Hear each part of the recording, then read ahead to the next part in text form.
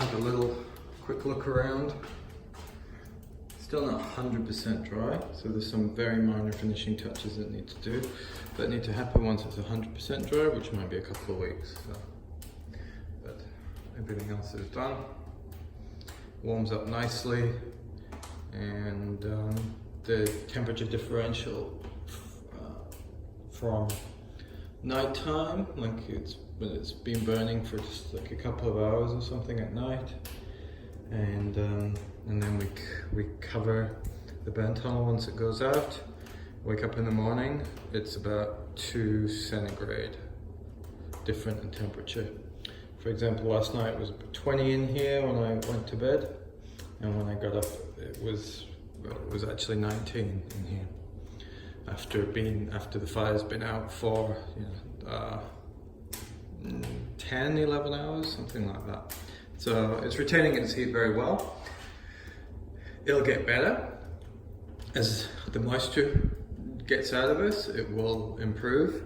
It's 60% here. I don't know if you can see that, if it's out of focus. 60% humidity in here from driving out all the moisture. What I noticed when we did the basic finish, before I did the plaster and everything, I got that completely dried out, and yeah, it was only dropping about 1 degree overnight at that point. I was getting up to about 23, and it was down to like 22 the next day. But I've added an extra wall in here because this side here was too hot to lean against. We really wanted to lean against it. It was 80, 90 degrees C. So I layered it, put another brick wall up there, and that's dropped it down now. So it doesn't really get above about 40 or 50 on that back wall. So it's quite comfortable, especially with a cushion. And that's only when it's like rip-roaring hot. Once the fire goes out, obviously it's just not that hot. I'll just show you inside the firebox. It's burning nicely in there, and I made this granite cover for it. Often people use 2 fire bricks to sort of baffle, and also to shut down once the fire goes out, to stop the warmer getting sucked out of the system. But I personally find them a bit ugly.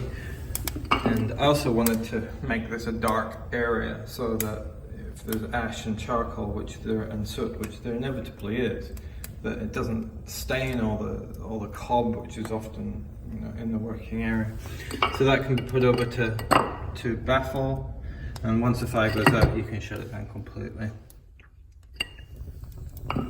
We'll just go out and have a quick look to see if there's any smoke coming out of the chimney.